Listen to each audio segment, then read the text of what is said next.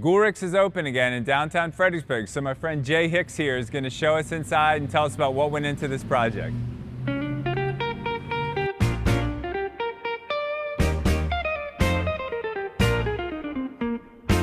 Thank you to our sponsor, Shore United Bank. Shore United believes trust is built through service. For 150 years, customers and community have come first. Visit them downtown or at Harrison Crossing. Today I'm in Goolrick's at 901 Caroline Street, and I'm with Mr. Jay Hicks, who you might recognize from YouTube, but he's also the Director of Community Relations for Gerald Properties, which is the owner of this building and which revitalized Goolrick. So, Jay, thank you for joining us. Bill, thank you for your interest in Goolrick's. Yeah.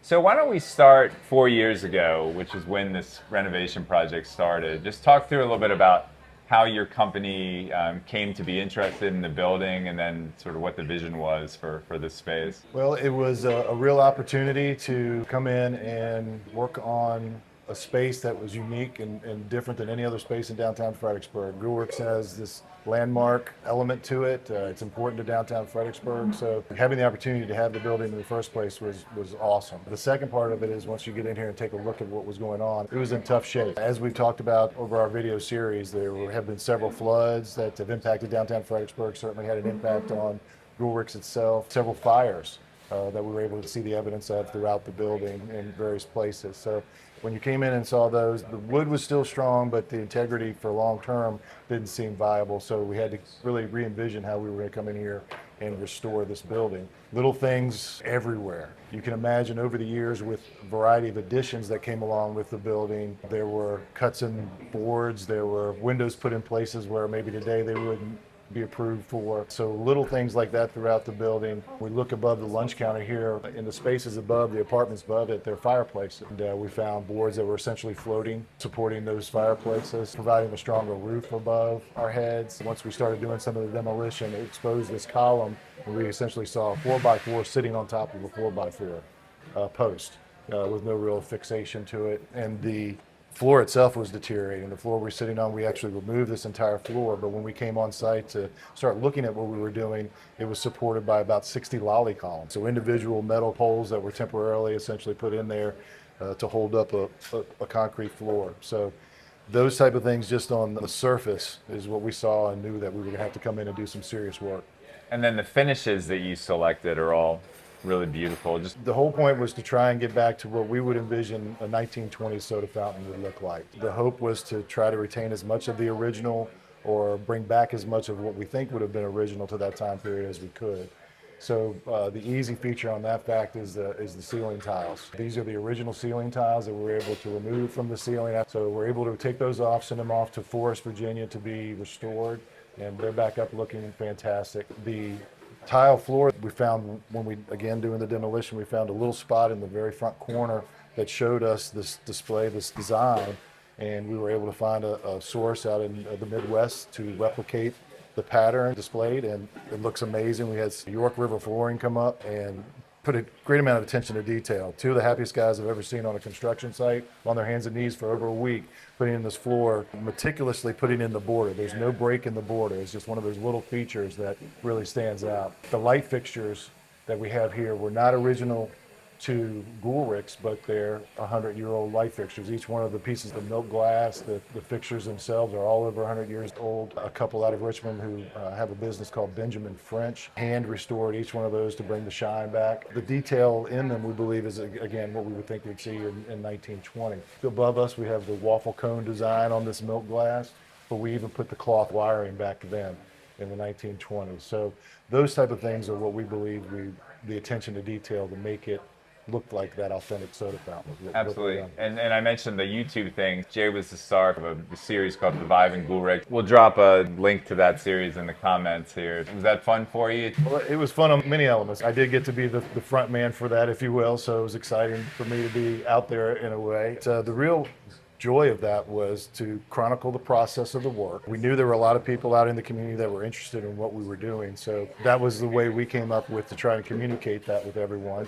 But chronicling the work, showing the demolition, showing the craftsmen that we had come in here to put it back together to revive Goolrick's was really important to us because we wanted to feature them and their talents, but we also wanted to show the seriousness with which we were taking our work here and how important it was to us to bring it back in a high quality establishment. Let's talk about a couple more things. You've got another project going on downstairs and I guess upstairs too at this building. The soda fountain's ready and operating, but we do have a couple other elements to this building that we're chasing. Upstairs, we've got a couple of apartments. In the very front with those beautiful windows that everybody can see from Caroline Street, it's going to be a one-bedroom, almost studio-style apartment. And then in the back will be a full-size three-bedroom apartment that's really come along nicely from what looked like it was a boarding house essentially beforehand. So we've really modernized that and bringing it into a usable space for residents. And then the basement's kind of a really exciting part for us. It's going to be a restaurant and bar that we're going to call Section 7. And Section 7 is a part of the Volstead Act that we kind of picked out. And the Volstead Act is what led to Prohibition in 1919. And Section 7 of the Volstead Act is what allowed doctors to write prescriptions for medicinal liquor. And so we've adopted that as our name, as we know that Goolrick's would have been a part of distributing some of that liquor. As we found evidence of prescriptions, we found evidence of orders to come into Goolrick's for whiskey, and we found lots of pint bottles, which could have been some tonics, but we like to say they would have been liquor bottles as well.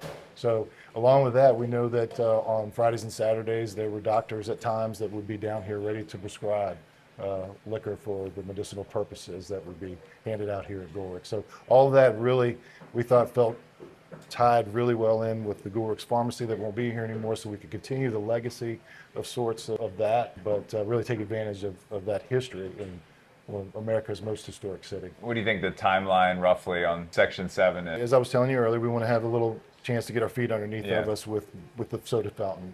It's coming back strong, but we're thinking 3 months, sometime in the fall period, early fourth quarter.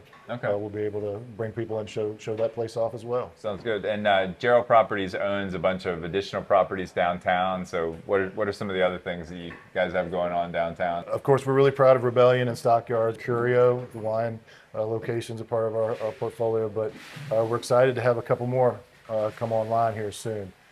We were able to, really fortunate to get our hands on the visitor center. So we have a high-end Italian restaurant that's going to be coming there called It's Italian. Probably get to work started construction-wise in early 2027 on that. We have another location at 723 Caroline Street that will be a Euros shop. Probably will start construction this fall. And then we're also involved with the Goolrick's and the Ben Franklin buildings at the corner of Caroline and William Street. And we're in the process of some design work to figure out how we can best utilize those spaces, because we love developing unique spaces where people can experience life. Yeah.